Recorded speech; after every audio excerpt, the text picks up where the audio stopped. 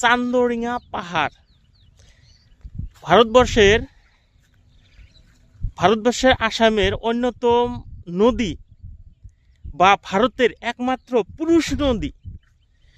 পুরুষ নদী এই জন্যেই নদী যতগুলি আছে সবগুলি নদী মহিলা মানুষের নাম দিয়ে শুরু হয়, যেমন গঙ্গা, যমুনা, সরস্বতী, চম্পা, কাবেরী, আপনার যতগুলো আছে সব মহিলা মানুষের নাম দিয়ে। কিন্তু একমাত্র নদী ব্রহ্মপুত্র, সেই ব্রহ্মপুত্র নদীর পাড়েই অবস্থিত চান্দরিঙা পাহাড়। দেখেন, আমি যদি ভালো করে দেখাই, দেখেন চান্দরিঙা পাহাড়টা একটা নাও সদৃশ, দেখছেন? মনে হচ্ছে এই যে একটা ডিঙার মানে কোনা, ওটা কি কয়, নায়ের গোলই, আমাদের ভাষাত বলি আমরা গোলই, আর ওই কোনাতে একটা গোলই, তো মাঝখানে একদম নাও সদৃশ একটা দৃশ্য, দেখছেন? তো এই যে নাও সদৃশ দৃশ্য হওয়ার কারণটা কি, এই কারণটা কি আপনারা বুঝতে পারছেন? সম্ভবত আপনারা বুঝতে পারেন নাই। কারণটা হলো একটা কাহিনীর সাথে এই চান্দনিঙা নামটা কিন্তু জড়িত। দর্শক, আপনারা যদি কখনো চান্দনিঙা পাহাড় কিতাবে পাইছেন তাহলে তো খুব ভালো, আপনারা এই বিষয়ে জানেন। কিন্তু চান্দনিঙা পাহাড়ের একটা ইতিহাস রয়েছে, কথিত ইতিহাস, লিখিত নয়, কথিত। তো আমরা ছোটবেলা থেকে শুনে আসছি চান্দনিঙা পাহাড় যে উৎপত্তি হয়েছে, এটা আসলে পাহাড় ছিলই না। তো পাহাড় না থাকলে পাহাড় কিভাবে উৎপন্ন হলো, এটা কিন্তু মনে কোশ্চেন আসে। তো দর্শক, চান্দনিয়া পাহাড়টা হলো, এই পাহাড়ের পিছনে নদী আছে, আর এই নদীটা এক সময় সাগর ছিল। এই সাগর দিয়ে নাবিক, বড় বড় নাবিকরা এই পাহাড় দিয়ে পার হতো, মানে নদী দিয়ে, সাগর দিয়ে পার হতো।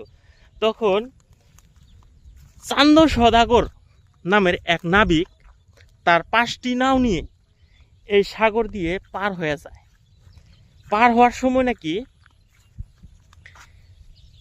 মানে কথিত ভাষা হিসাবে, পার হওয়ার সময় এই সাগরের মাঝখানে আর কি তার একটা নাও তুফান ঝড়ের কবলে পড়ে।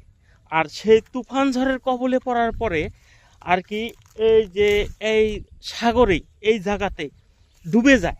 আর ডুবে যাওয়াতে সাগরের ধারে আসে ওই নাও বা নাওয়ের উপরে আর কি বালু পড়া ধরে। বালু পড়তে এক সময় পাহাড়ের উৎপন্ন হয়। তখন মানুষ, আমাদের এদিকের মানুষ দেখে যে চান্দ সদাগরের নাও ডুবে একটা পাহাড়ের সৃষ্টি হয়। তখন মানুষ ভাবলো যে এর নাম দেওয়া উচিত, নাম কি দেওয়া যায়। তখন দেখলো চান্দ সদাগরের চান্দ নিয়ে এসে তার ডিঙি নিয়ে আসছে, অর্থাৎ চান্দ সদাগরের নামটা নিয়ে সাথে ওর নাওর নামটা দিয়ে একটা জায়গার নাম দিছে বা পাহাড়ের নাম দিছে, সেটা হলো চান্দর ডিঙা। চান্দ সদাগরের চান্দর আর ডিঙা মানে হলো নাও। এই হলো কাহিনী, চান্দর ডিঙা পাহাড়ের কাহিনী। যাই হোক দর্শক, আমি যদিও ভালো করে কথাগুলা স্পষ্ট করে দিতে পারছি কিনা জানি না, আপনারা অবশ্যই কমেন্ট করে জানাবেন যে কেমন লাগলো চান্দরডিঙা পাহাড়টার নামটা, উৎপত্তি কিভাবে হলো, এই বিষয়টা নিয়ে কিন্তু কথা বললাম। তো যদি ভালো লাগে অবশ্যই কমেন্ট করে জানাবেন। দেখেন, একদম হুবহু একটা নাও বা ডিঙা সদৃশ দৃশ্য। ডিঙার অর্থ হলো একটা নৌকা, ডিঙা। আগের মানুষ ডিঙা বলতো, এখনো বলে ডিঙা নৌকা। তো যাই হোক, চান্দর ডিঙা, চান্দ সদাগরের চান্দ আর তারি নাও অর্থাৎ ডিঙা। তো এই দুইটা শব্দের অর্থ হলো চান্দর ডিঙা।